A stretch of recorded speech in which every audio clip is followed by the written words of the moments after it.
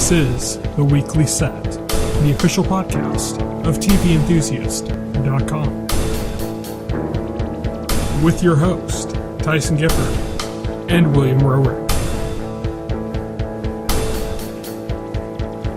Episode 128. Recorded October 5th, 2017. Hello, everybody, and welcome to The Weekly Set, the official podcast of TVEnthusiast.com. I am your host, the editor-in-chief of TV Enthusiast. My name is Tyson, and joining me today, as always, is my partner in crime here at TVE, William Roerick. Hello. So, today we are going to be talking about some new and returning fall shows. So, well, only one returning show, really. We're going to go over 4 fall shows, like I said, one returning that are just kind of notable this week that were kind of good, or not necessarily this week, but we're just kind of good. And then we're going to go into Marvel's fall slate, 2 of which have aired their pilot episodes, 2 of which have not. And so we're going to talk about those. And that's going to be pretty much it for the podcast tonight. So let's get things started. Netflix has a series up called American Vandal. Came out early fall. I gotta say, it's like a spoof. It's like a mockumentary spoof of like all those true crime shows, like Making a Murderer and Serial and stuff like that, you know? You know how, like, even if you haven't seen those shows, you know how much of a big trend that's been recently. This is a show that I've heard people talk about it recently, and I've been meaning to get on Netflix and watch it, and I haven't found a chance to yet, but I do want to see this. You should. It's really good. Like, it's surprisingly good. I'd say it joins that club of shows like Spartacus that are like better than they have any right being. Wow. Okay. You know, like where it's like it does what you expect from it perfectly, but then it also goes beyond. It goes beyond what you expect. Yeah. It's one of those kind of shows where you're gonna watch it. You're gonna start watching it. You're gonna be like, yeah, it's checking the boxes. Yeah, it's really good. It's really funny. And then as you're continuing to watch, you're like, there's something more here than just like this comedy. There's like a really good thing going on here, you know? And that's what American Vandal is. It's one of those shows. So there's a lot more to it going on. The thing I've heard a lot of people say, and I was kind of questioning it or doubting it in my mind, but it's true, is that as silly as it seems, the fact that it's just about like graffiti, it's a very compelling mystery. And you get really hooked into it and really invested in like what's happening in the story. And it's just really well done. So they managed to hook you and get invested, even though the subject is so silly. Yeah. It's still like, it's, you get surprisingly invested, but the humor's all like top notch too. Like it's funny throughout the whole thing. It's like hilarious through the whole thing. But by the end, you're like, God, like the ending to this was actually kind of like a little bit emotional. And like, you know, it's like, there's actually something good here, like beyond just the comedy. So it's super surprising. Like how good this show actually is. I'm not going to say it's like, you know, one of the best shows or something that's been come to Netflix recently or something, but it's like I said, it's like Spartacus in the sense that it's better than it had any right being. Oh, wow. Okay. Yeah. I mean, yeah, I definitely have to check this one out. I'm thinking like maybe right after this podcast, because you just reminded me and I'm super interested in seeing this. Yeah, definitely do, and let me know what you think of it. Moving on is a show that you actually have been watching. You didn't watch the first season when it aired, but it came to Netflix, and I remember you telling me like, oh, I started watching The Good Place. Yep. And, cause I had told you like last year, like and stuff that like, oh, it's really funny. You gotta watch it. And then, but you'd missed like the first couple episodes. And then with the nature of online streaming stuff, that basically means you're screwed. Yeah, the nature of Hulu, that means like, Hulu isn't there for people to catch up. Yeah. Unless you're just like 1 week behind or 2 weeks behind, then you can, but Hulu does not care. Yeah. They can't. It's all licensing, they just don't have any leeway. Right. They just don't have any leeway. But recently The Good Place went up on Netflix. So before we start in, full spoilers through The Good Place season 1 and, the first, was it 2 episodes of season 2? I guess if you count like the... Oh, it's 3 because the first one was a double. Yeah, the first one was double, so it's like the first 3. Okay. So yeah, so full spoilers for that, tune out now. If you haven't finished, if you're not caught up with The Good Place, stop listening right now. Because it does have one hell of a twist, and we're going to talk about that as we get into the show. But tell me about your journey through The Good Place. Okay, so I started it, and at first, it was it was charming. It was quirky, but it wasn't like it wasn't like bust out loud like laughing type comedy. Yeah, it's more like a chuckle. Yeah, it's more like a chuckle. I thought my first impressions of like the first episode or so was like it was a cute show that I would continue to enjoy watching, but it wasn't my favorite show. Mm-hmm. And then I just continued watching it, and you know what? It just kept getting better. They just kept doing cooler and cooler things. They brought on Adam Scott that was amazing. That was a very memorable role. It's just like the douchiest guy. Just like the douchiest guy. Yeah. They also the way they also managed to flesh out their cast. They took characters who could have been boring and forgettable very easily. Like T.V.E. or T.V.E. or and they fleshed them out. They fleshed them out so good to where now they're fully realized character and you can relate in some way to these characters. Like they're fun to watch. I gotta say that the two big standouts in this show are Ted Danson as the architect of The Good Place in this where the location they're in, and the robot guy, I can't think of her name. Oh, Janet. Yeah, Janet, that's it. Those I think are the two like big standouts for me. Janet's great. There's standouts. Definitely. Chidi has grown on me. The fact that he's like so hilariously indecisive. There's one episode where, Michael reminds Chidi like he had a meltdown at a build your own Sunday.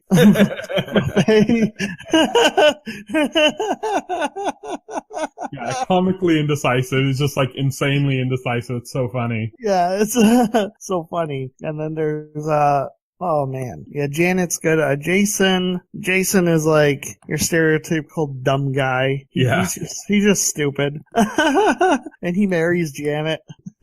It's just like the funniest relationship. I don't know if Jason himself isn't funny so much as like Michael's reactions to him are hilarious. Like when Michael finds out who Jason really is. And then he's doing like his test to see, if Jason and while he gave the same test to Eleanor earlier and she passed it, but then like everything he lists, like he said everything on the list, Jason did that. Jason's pretty funny just because he's just so stupid that like he's the levity that you get every so often. Yeah, when things start to tip a little bit towards the serious side, which isn't too often, he's like the ultra dumbass that breaks it up. Yeah, he's like the old dumbass that breaks it up. And then you got Tahini, who she was annoying. Again, this is the brilliance of the show. She started out the show like annoying, like just this annoying, perfect person, seemed kind of snooty, a bit self-obsessed. And then you peel the layers and then you realize she is self-obsessed. That's her major character flaw. She's completely selfish. Yeah. Even though she's supposed to be the selfless this person who does all these good works, helps others. It's purely just for selfish reasons. So it's about now where we should get into the twist of the series that happened at the end of the first season. I mean, first off, we have to say, like, the basic premise of the show, if you don't know and you're still listening, is that, oh yeah, we probably should have stated this up front. The main character of the series, dies. She wakes up. She's told she's in the good place versus the bad place. And we find out very quickly that it was like a clerical error. Yeah. She wakes up in the good place basically being heaven, you know, even though they don't refer to it in the show. So she realizes that she's there incorrectly, and she's panicking. She's a bad person. Yeah. And so she's panicking, trying to find a way to stay there. And she ends up bringing all these other people into the story with her. You find out Jason is also not supposed to be there. Well, Jason was mistaken for a monk named John Yu. Yeah. Who had a vow of silence. So you see him at first, you're like, oh, it's this wise monk, and then you find out that he's just this bum from Florida. Yeah, he's not a wise monk. He's a dumbass from Florida. Yeah, just like a dirtbag. Yeah, it's funny. But what we end up finding out in the season finale is that this isn't the good place. This is the bad place, and it's specifically designed to torture these 4 people, which is Jason, Eleanor, Tahani, and Chidi. Those 4 are the sole people in this afterlife that are actually real people, and they're there to be tortured. And they're there to be tortured in a unique way, where like normally they have a more traditional hell, like for the bad place. But in this instance, in this version of it, Ted Danson's character is like an upstart from hell or the bad place, and he's trying to do something new, and he's trying to get them to kind of torture themselves. So you would mention like Chidi's very like indecisive, so they put him in these situations. Well, see, the brilliance of the good place is like the twist gives the show a new focus, a new purpose. The show originally began as kind of an exploration on ethics, and then now it's evolved into like this meta commentary on sitcoms. Yeah. Basically, it's taking the typical sitcom format and turning it on its head. Yeah. And there's like some brilliances. There's a clue too to this, because earlier in the season, Michael admits to having watched Friends, you know, and like getting kind of addicted to Friends. And then you can kind of trace that to see that maybe that's where he got the idea for The Good Place. Maybe that's where he got the idea for this experiment. He's created this sitcom to like torture these people, and basically. Yeah. For all these different aspects. So all these characters that, you know, and at first you just think it's Jason and Eleanor that are supposed to be in the because play. Tahini and Chidi, you know, you're thinking about, they address that this is brilliant, because again, you think, oh well, they're such good people, you know, like, and then it's revealed that, well, no, Tahini is completely selfish, you know, she's not a good person, she's selfish. And then like, you know, Chidi, well, you say surely Chidi, but Chidi's indecisiveness actually tortured everybody around him. Yeah, it caused trouble for so many people in his life, so much pain and trouble caused by his indecisiveness, which, you know, you could relabel as cowardice in a way too. Yeah, you can relabel it, yeah. And so that's the reason each of them are there. So Jason is just kind of a stupid dirtbag. Eleanor is like incredibly selfish. Eleanor is just flat out a bad person. Yeah, she's just like rude and just does not care. And then you get to understand Tahini and Chidi, and these things that kind of like annoy us about the perfection of those characters end up turning into like aspects of why they're actually in the bad place after all. Right. Which is what's so smart about the show. You can pick up the clues too. It's like, I love this, like, it's not a twist that's just out of nowhere, like that completely contradicts stuff that goes, there's clues. It just makes so much sense when it happens. There's clues planted throughout the season. Like at the very beginning of the season, I think it's Tahini. No, it's Eleanor. I think Eleanor asks, you know, Michael if all the great artists are in the good place. And Michael's reply is, no, they all ended up in the bad place. And it's like, and you think, well, that's strange, right? That's all these great people are actually they're actually just bad and being tortured. That can't be right. And then you're like, but you brush it off because, Michael, he would know, right? Mm-hmm. So you kind of ignore it. But then when you get back to a twist, you realize, oh, Michael just said that because they're in the bad place and all those famous people Eleanor was asking about are actually in the good place. Well, we don't actually know that. We don't actually know, but it makes sense, like an explanation for why she wouldn't run into them or why Michael would have to say that, you know. So it's really interesting. What I think really drives it as it goes into the second season is Michael. And also not only that, but another clue is froyo. What would heaven serve froyo instead of delicious ice cream? and they play on that so much in the second season. Once the cat's out of the bag. Yeah. That this is the bad place. Then you start to get like this whole kind of thing of like there's a hilarious scene where they're sitting on like the side of like a fountain, and the fountain is just clam chowder. Yeah, the fountain is just clam chowder, yeah. And they're like, oh, have some more clam chowder, like dipping cups into the fountain. Yeah, cups into it. And it's just the idea of like, well, personally I'm not somebody that would like clam chowder, but like just in general the idea of like these things you get so sick of them, that's like all you have, it's like pizza, love pizza, that's all you have, pizza, right, that's all you have. You start to pick up on it's subtle. Yeah, you start to pick up on like this isn't really heaven. This isn't how like heaven would actually operate. Yeah, exactly. And it's and the brilliance of it is in its subtlety because Michael is putting on a charade, but at the same time he still has to torture these people. Mm-hmm. He's just trying to do it in a way that they won't notice or won't break the illusion that he's set up. We learn now that Michael has a boss that doesn't really believe in Michael's project. No, he thinks it's stupid. And even though Michael reset all the people to their defaults to start over again after they found out it was a bad place, like it's just kind of doomed to fail. Like they keep repeating it over and over, and he keeps resetting them. You see an interesting pattern. Like at first, the first time around, Michael decides his big mistake was bringing them all together right away off the bat. So for his second try, he does his darndest to keep them separated. When that doesn't work out, Eleanor writes herself a note, and she uses that note to find T.V.E.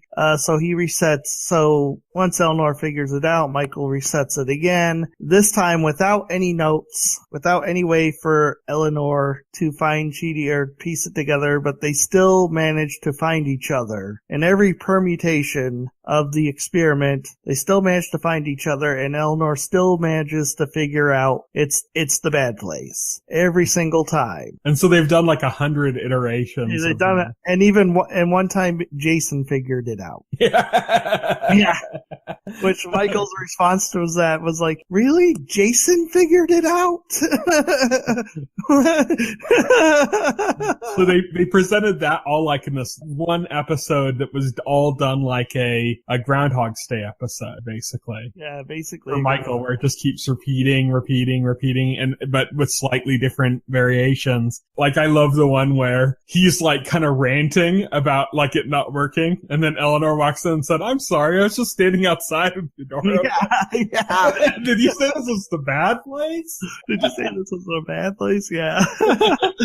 I love the one where like he sets Eleanor up with like this beat poet or something for a soulmate, and he tries to distract her by having him do like a 4-hour beat poetry for her, and then they in the middle of it she's just thinking, wait a minute, this isn't heaven. Heaven wouldn't do this to anybody. This is the bad place. And it's funny because every time she figures it out or somebody figures it out, it's like this like, holy smokes, this is the bad place, and you can just see like like Michael's like annoyance. Yeah. Every time. Yeah, every time.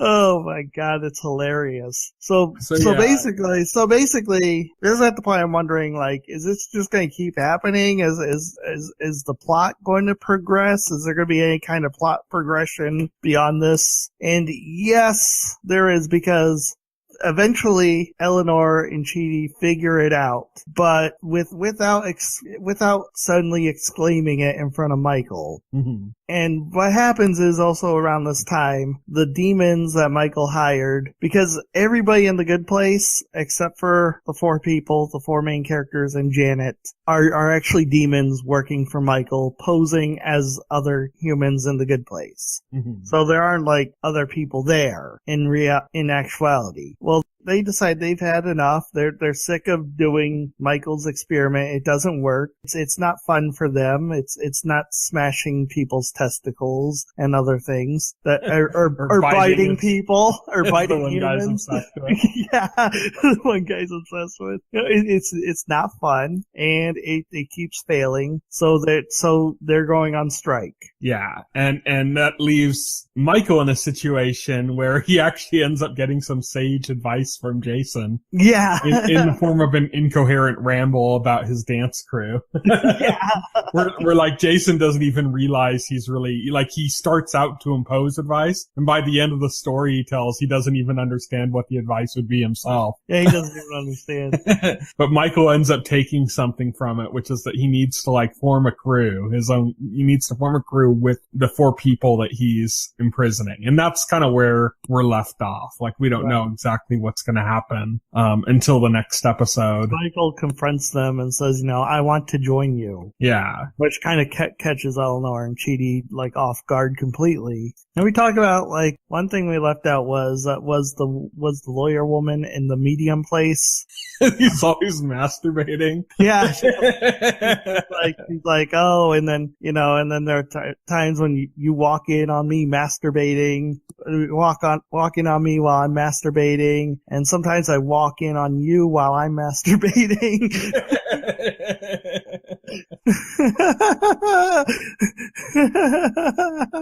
She's kind of found her like road to like the middle place. To like middle place because she was a terrible person like Eleanor, but she did this like one amazingly good thing. Unlike Tahini, for like not even selfish reasons, just she got coked out and decided to embark on this insane charitable project just because she was high. And then that kind of balanced her numbers to where the good place and the bad place you couldn't figure out what to do with her. So she got the medium place, which was made especially for her. Yeah, it's just like a house in the middle of nowhere.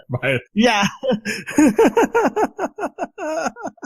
But yeah, that's a good place. It's really good.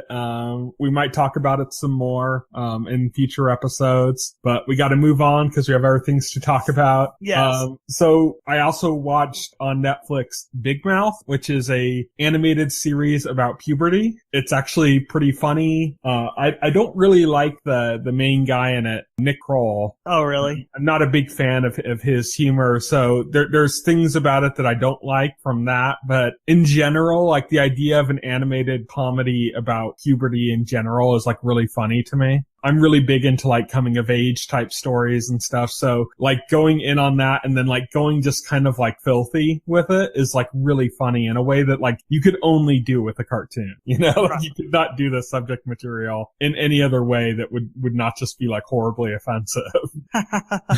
But it's just a really funny take on puberty, and it's been kind of trending recently because Nick Kroll showed up on some talk shows and did this like Twitter hashtag thing, got a bunch of celebrities to post pictures of them in their awkward stage. Oh.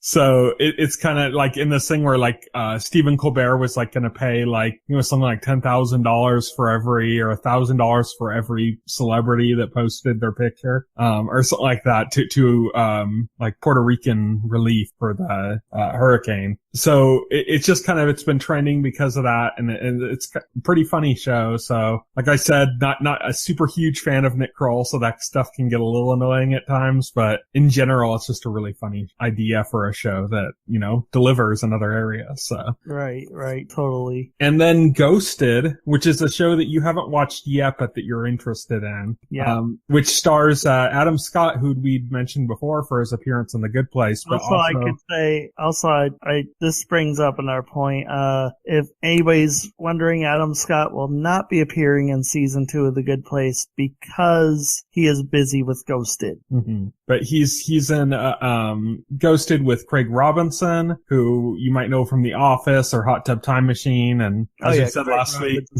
Adam Scott was in Hot Tub Time Machine 2 with Craig Robinson. Yes.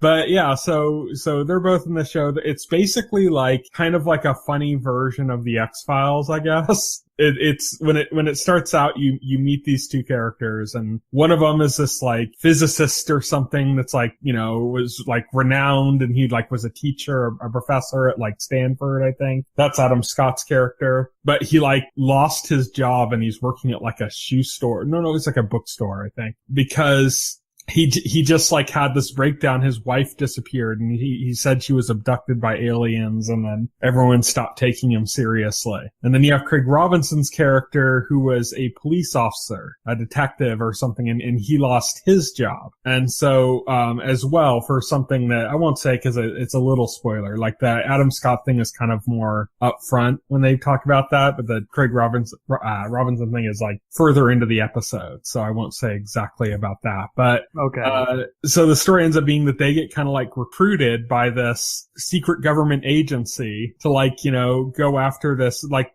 one of their agents disappeared, and the agent's like last message was basically naming these two people and that they need those two people to like save him. And so they get brought into this agency, and like I said, it's kind of like a funny version of the X-Files. Nice. So there's like aliens and other stuff's going on, and then you have these two guys just kind of freaking out about it.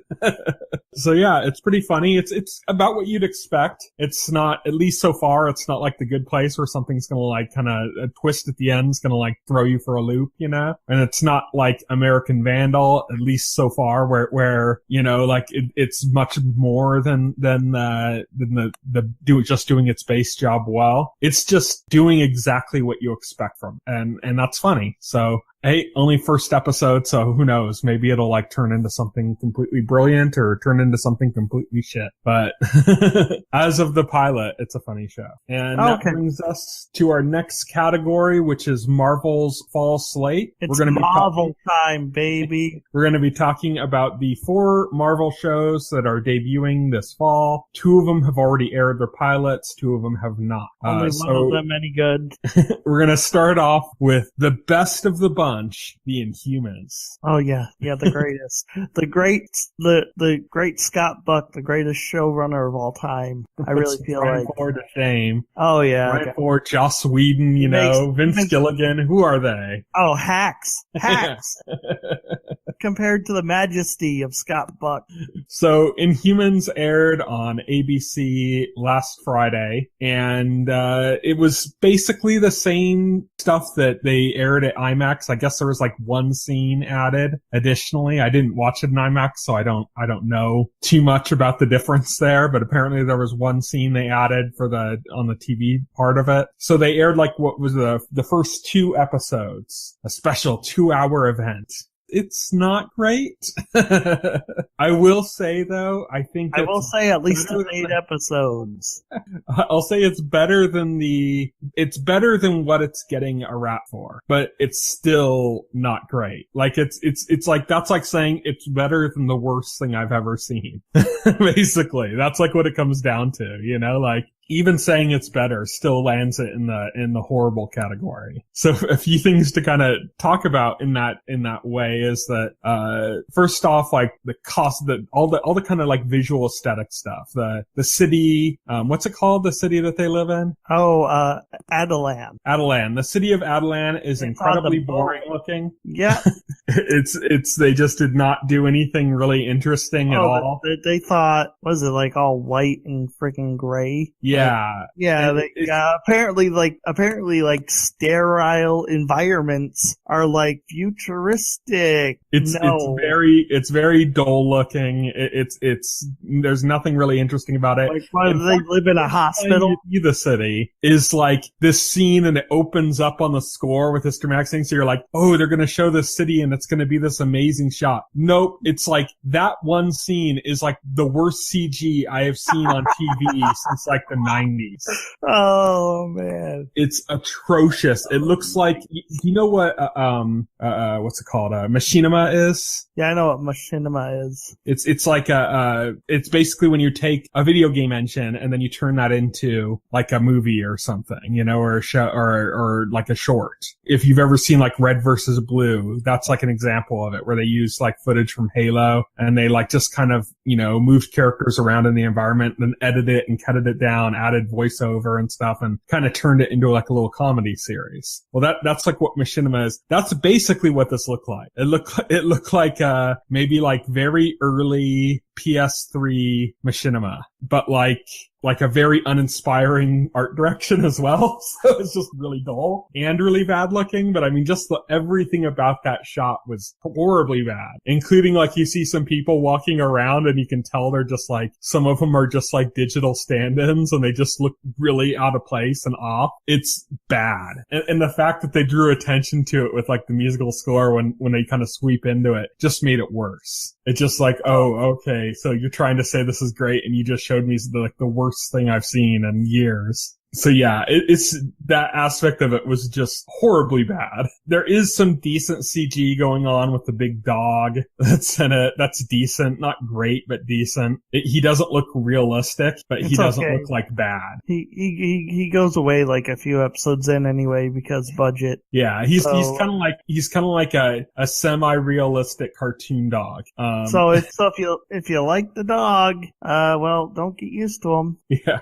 They already kind of got rid of him in like the first episodes. So I don't know if they're going to like show him again, like briefly, or basically, if that's already it. Anything that requires CG or budget, like that, they just conscientiously made an effort to get rid of it. Medusa's hair, that was a good move because Medusa's hair was like the worst looking. Oh, wig. It looks terrible, but here's why this is bad. Okay, but besides the fact that they chose to give the actress a horrible wig because they're hacks, but like seriously, like, okay, so for everybody who doesn't know, Medusa is an Inhuman whose main defining feature is she has hair that she can control to grab things, to move things. You know, it's like her hair is like an extra arm, basically, from what I understand. That's why she's called Medusa. So, you know, it's her defining feature. She has her hair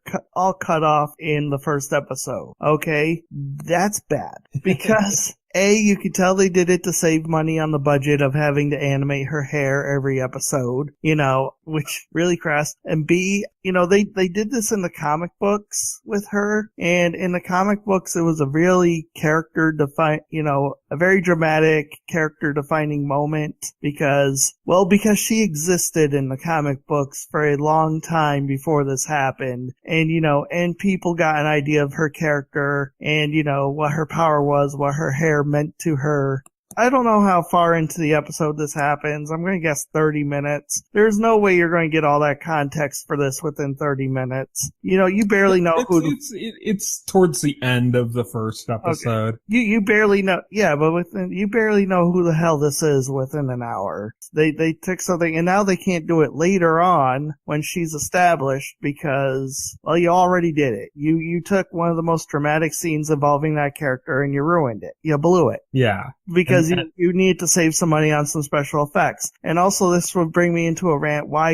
If you're trying to save money, why do Inhumans? Why do something that requires a huge budget and then say, well, we gotta do this without spending any money whatsoever? There are other smaller Marvel properties that don't require that. Yeah, exactly. This is just incompetent to the max. It's bad. I think the thing that bothered me more in the show, because once you get past kind of all the like aesthetical, like bad shit of the show, you get to the second layer of shit. Which there's layers of this shit. Which is that the character motivations usually make no sense at all. It's similar kind of to Iron Fist in that way, where like a character just acts some way and it just doesn't make any sense. Just because the plot demands that character acts this way. It's like you can tell that what they're trying to do is they're trying to establish this schism between Black Bolt and is it Maximus? What's his name? His brother. Yeah, Maximus, yeah. So they're trying to develop this schism between Maximus and Black Bolt. And they're trying to make Maximus kind of like sympathetic. And they start off kind of doing that okay, because they show like, oh, he doesn't have power and he's treated like poorly by some of the other people in the royal family because of that. And then you see like there's these two new kids that are turned into, they get the Terrigen Mist to turn them into Inhumans, and you find out that like it's not just him, but there's a bunch of other like Inhumans that manifested no powers, and the people with no powers are like relegated to like a worker class, like they work in mines. Which just kind of like makes no sense, because they act like they're trying to protect their people, and then it's like, oh yeah, if you don't have powers, you work in the mines, and if you have powers, even if it's useless to us, you are like, a first class citizen.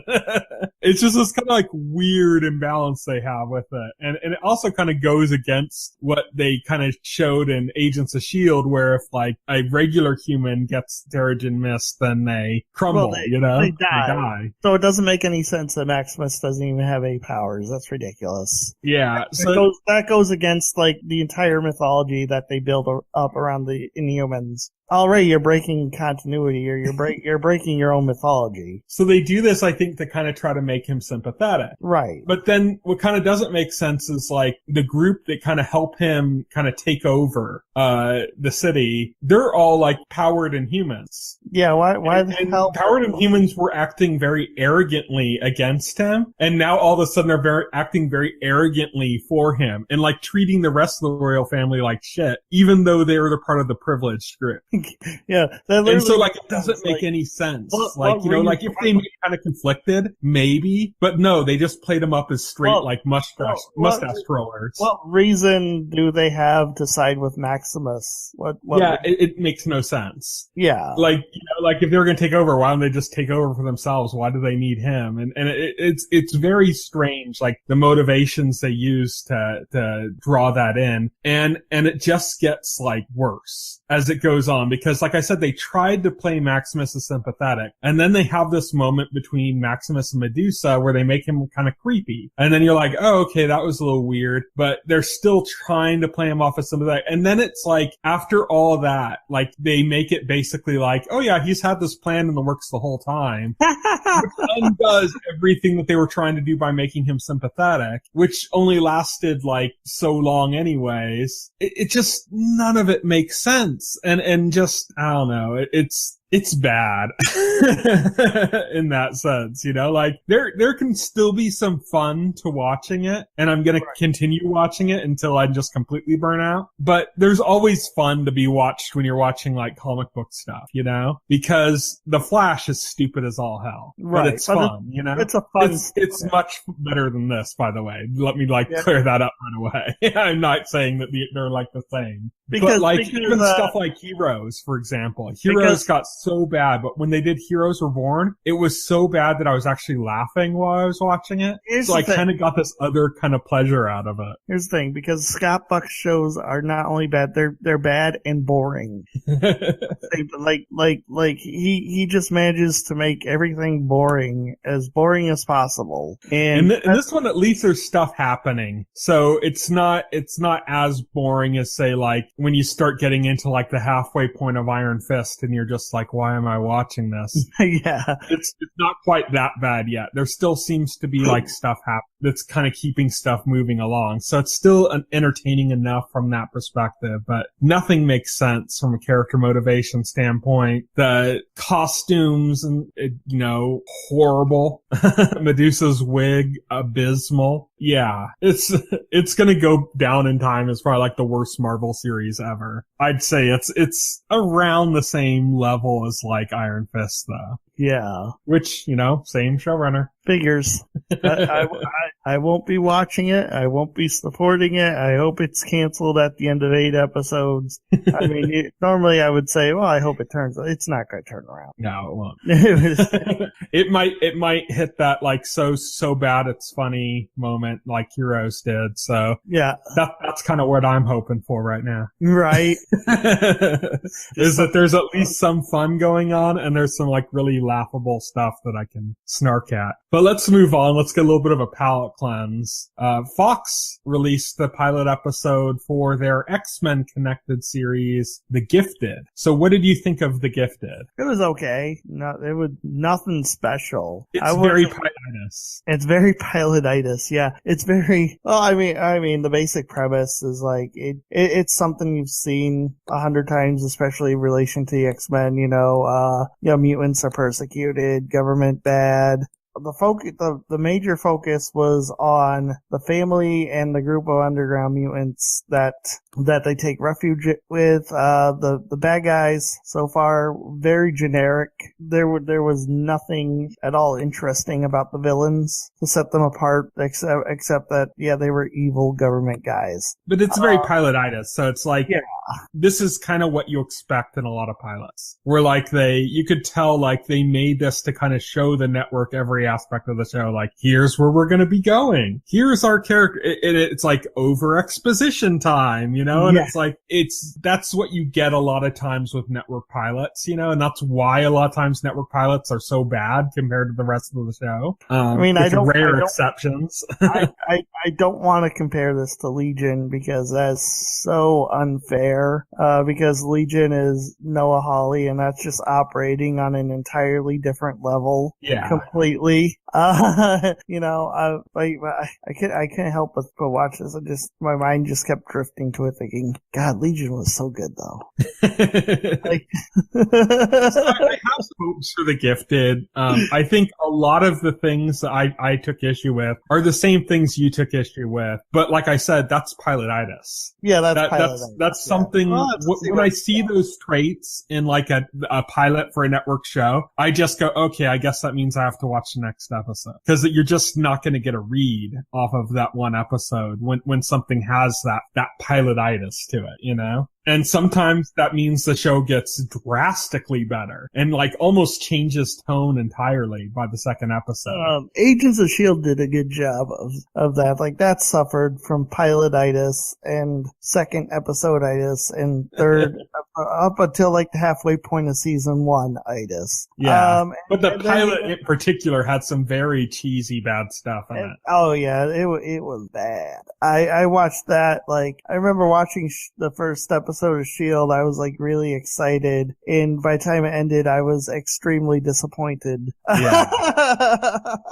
So the Gifted, like, unlike Inhumans, the structure to the Gifted is still solid. It's still on solid ground. There's still a lot of room for it to do like good things, and there's good people involved in it. Like even one of the boring FBI agents is somebody that was on Burn Notice, that was a great character on Burn Notice. So I'm like, there's potential there, and it's a showrunner from Burn Notice, so it's somebody who knows how to use that actor too. Oh, okay. That's doing the show. So I'm like, okay, they'll be able to flesh that character out. Like I'm kind of taking those notes as I'm watching it, going like, okay, they'll be able to flesh that. I mean, I didn't hate it.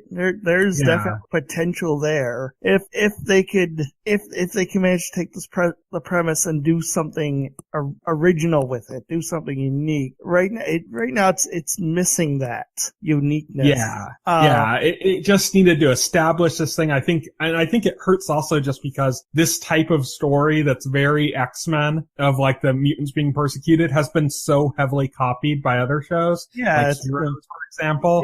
It's old hat. Again, I hate to go go to Legion to comparisons, but like Legion kind of started with that mutants versus government before it completely flipped the entire script on its head, in a very unexpected way. Not that I'm expecting The Gifted to do that, but I think The Gifted's not going to go like art house like Legion. But I do think it'll get better. I think it's going to end up with some levity to it that wasn't that common or not that well seen in the pilot, because Matt Nix is involved. He's the showrunner. He did Burn Notice. Burn Notice was able to really easily walk that line between like levity and like seriousness. Right. And so I have hopes that The Gifted can go on. And like I said, like I'm making this checklist in my mind as I'm watching it. I'm like, okay, it's the dude from Burn Notice is one of those FBI agents. He's very generic right now, but Matt Nix knows how to use him. I think this will be okay. And then like I'll see something else and I'll go, okay, that was kind of dull, and there wasn't really much going on there, but that's the mom is Amy Acker from Angel, so it's like I know she can do a lot more, and she has done a lot more and stuff like Person of Interest. She was really good, and so it's like she's a very talented actress, So I'm like, they're going to be able to do something. They're going to be able to make her more interesting because the actress is interesting, and it's that kind of stuff that makes me go like, okay, and like the brother-sister relationship in the series shows like signs of a little levity that I think is developed more through the show as it continues on, and I think that's going to be helpful.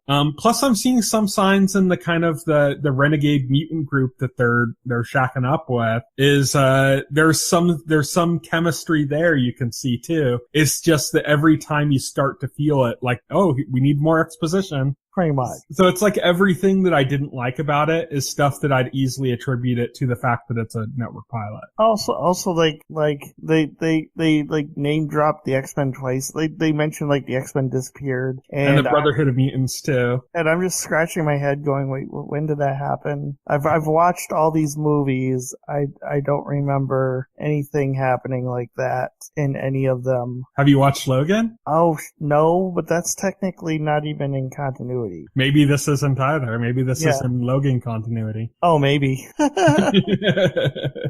But that kind of it would make sense in that universe. Like that's kind of like where it felt like Logan was. I don't know, like I have high hopes. It's okay. It wasn't great. Much better than the Inhumans.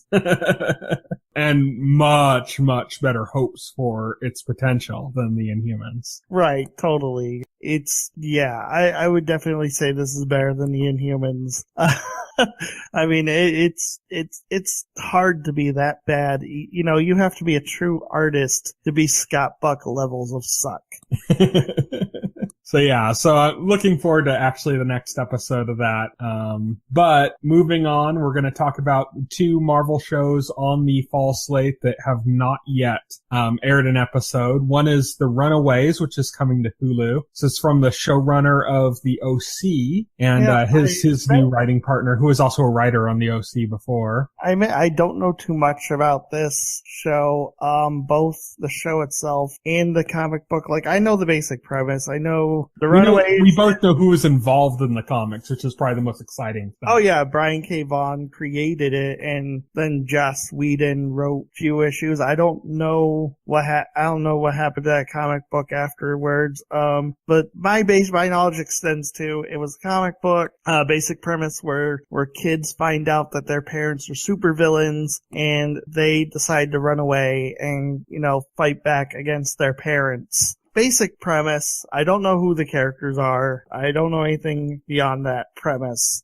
I think they got a good showrunner because they got a showrunner who's good at like handling angst, but still having some lightheartedness to it. Right. I mean, this is, the guy who did the OC, also did Chuck. So, he's into kind of geeky humor too and stuff. So I can kind of see like the fact that the Runaways of the cast is young, like that's going to play to that showrunner's strengths. So it makes a lot of sense. Yeah, it makes a lot of sense. I say it could be good. It has potential. I mean, we still we don't have a trailer for it yet. There's probably going to be one dropping at Comic-Con, which is New York Comic-Con's on like right now. Yeah. Some stuff is like slowly starting to come out. Nothing that we're really talking about here, but wish I could be there. but New York Comic-Con's kind of happening right now, and I think they're probably going to be a full trailer for the Runaways, I imagine. Oh yeah. They've been hyping up basically all of the Marvel shows that they have coming up. Cloak and Dagger, Runaways, and Punisher. Unfortunately, Punisher got pulled from the schedule because of the shooting in Las Vegas, which makes sense. You don't want to show something like, imagine if that Punisher trailer had come out like after that shooting. Oh, yeah, which kind of brings me to, it brings us to the Punisher. I'm just reading on IGN now that Netflix has supposedly delayed the premiere of the Punisher on Netflix in response to the shooting. It's kind of to be expected. It kind of like does bring up this question of, we have these tragic incident. It's getting more and more common now, where you just have these people, they grab guns, they grab weapons, they go shoot up a bunch of people, and now you have a superhero basically doing the same thing, and you have to wonder, is this appropriate? And that's why these delays are in place, because that's the kind of feeling we get. And like up until before, like I didn't even think about like, oh, they're going to have to cancel the New York Comic-Con presentation or delay the series until it was brought up. But the second it was brought up, I'm like, yeah, that makes sense. Yeah, that makes sense. That totally makes sense. And all the kind of excitement I felt for the trailer before this event happened, like the trailer is so violent and ruthless, and violent, so ruthless. And I loved all of that about it, but it's like, yeah, that just would not work with what they're doing on with what's happening in the world right now. It would not work. But the fact is that we've been in this era of these shootings for a long time, and we were still excited for it before this particular shooting. Right. Which means that I think, you give it some time. Well, I think it's kind of like the media cycle. It's the media cycle. Something happens, you reflect on it, and then like you kind of, you normalize after a while. You normalize. You have a tendency to forget because, especially if it's something that, if it didn't personally affect you, then, especially you're probably going to forget after a while, after the news media stops talking about it, as soon as it leaves the news cycle, you this kind happens of forgot. Because of this kind of stuff. We've seen it happen before with shows where they've had episodes pulled and stuff or delayed. I believe, Buffy had an episode right around the time, I think, of the Columbine shooting. Oh, the Columbine shooting. Yeah. And they had a school shooting episode, and did they pull it and only release on the DVD, or did they delay it? No, I think they delayed it because I could swear I remember watching that on TV. Okay. So yeah, they had a school shooting episode, and it was, delayed because of the Columbine shooting that happened right around then. There was an episode of Hannibal that was pulled after the shooting with the little kids. Right. Because the episode was about these little kids that were like committing crimes. And so even though it was a little different on that, just like the association of violence and children, Brian Fuller and NBC were like, let's kind of pull this. So, and it ended up on the DVD and stuff, but it wasn't on the network run. We came up against, fiction kind of being eerily similar to reality, even though like the Punisher is directing his bullets at, people you can say are bad. It's still not too far removed from what this is, what this was. I don't think Frank Castle is somebody you should necessarily root for. Yeah. Frank Castle's like, how do I say it? He's somebody that you can kind of like enjoy your violence vicariously through. Right. You can kind of separate it. You can judge him and enjoy what he does at the same time. So you can kind of like see his flaws and his faults and recognize those in the story. And then at the same time enjoy when he's going on some shooting rampage because it's fun. like I've heard a lot about like soldiers that have talked to John Barenthal and said that, how much the Punisher means to them, because like they come back from this war and they're in this like different lifestyle now where they're not, armed and they're not shooting, and they have this kind of like instinct and the PTSD that's kind of driving them in the other direction, and having somebody that they can kind of like live through vicariously and like take the violence vicariously through allows them to like calm down and relax on the things that actually are real. There is like an actual like therapeutic element to what the Punisher provides for people like that. But just in the general consciousness right now, you don't want to see a guy walking around with a ton of automatic weapons. You don't want that like you don't want that display in front of you right now. It's right. Like, it's kind of a frightening and a sad time. And so that's kind of where we are with the Punisher. That aside, like I said, before this shooting happened, that trailer was magnificent. I'd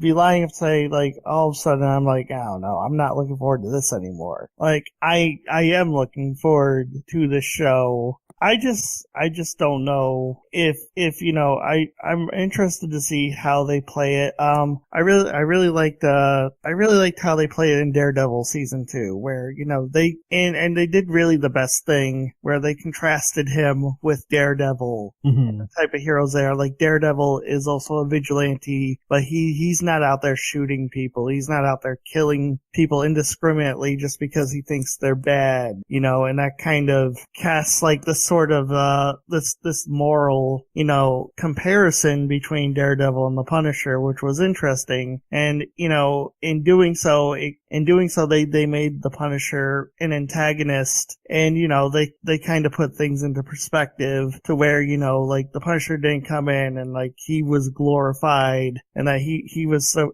great character. They really played it. John Barenthal did a fantastic job. He's a very flawed character. He's a flawed man. He's a broken man. He's a broken man, and I think they went to great pains to kind of point out that, what he's doing isn't right.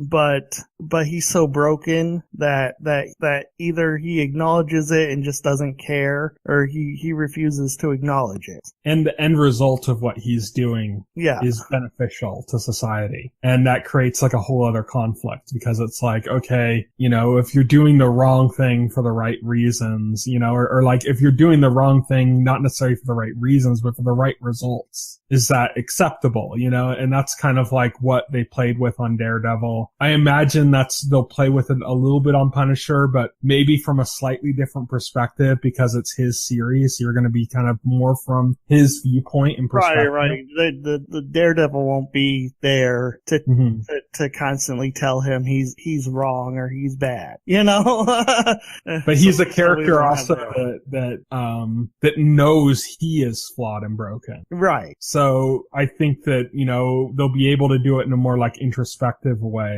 with him in his own series. That's interesting. Punisher is kind of a victim of the time frame of stuff that's happening, and that stuff that's happening is more important than Punisher. We'll get Punisher probably still by the end of the year, I'm guessing. Hopefully in the fall. Who knows? But yeah, that's kind of like the most we can say about Punisher. Yeah, pretty much. At least for now. We would have had a lot more to talk about coming into next week, but that's been pulled from Comic-Con, so that's fine. We got a lot of other stuff to watch right now. Yeah, exactly. And that brings me to what's coming up in the week ahead, which finishes off our show. Tomorrow, or today, by the time you're listening to this podcast, Friday, October 6th, 2017, Once Upon a Time comes back to ABC. Subura comes to Netflix, and Superstition comes to Sci-Fi. And then on Sunday, October 8th, 2017, Robot Chicken, Look Who's Talking, The Walking Dead special. Or Look Who's Walking, sorry, not talking. The Walking Dead special. So they've done these with like Star Wars before. Now they're doing like a Walking Dead one.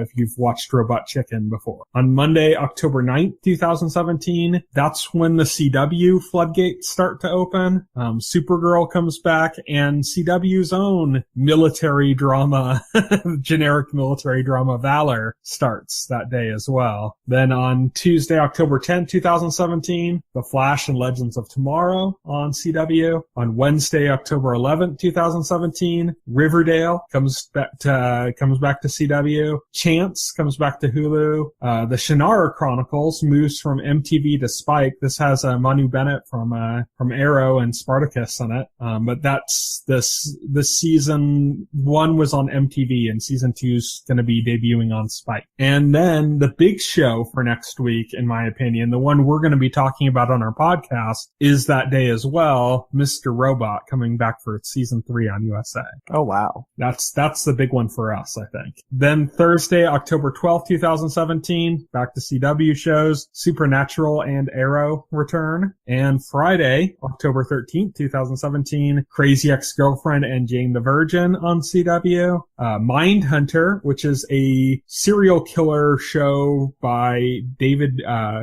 Fincher of Fight Club.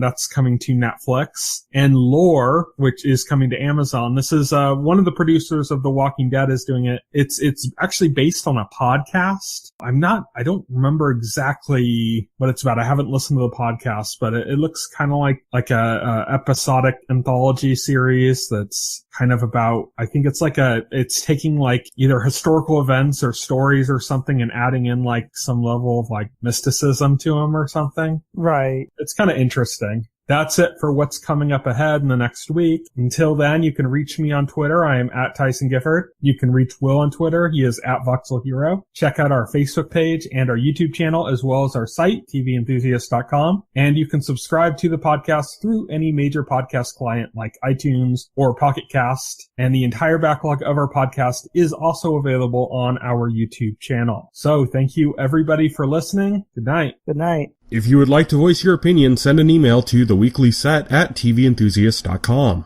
TV Enthusiast is a part of the Enthusiast Media Network. Stay tuned to TV Enthusiast and the Weekly Set podcast for more coverage of all of your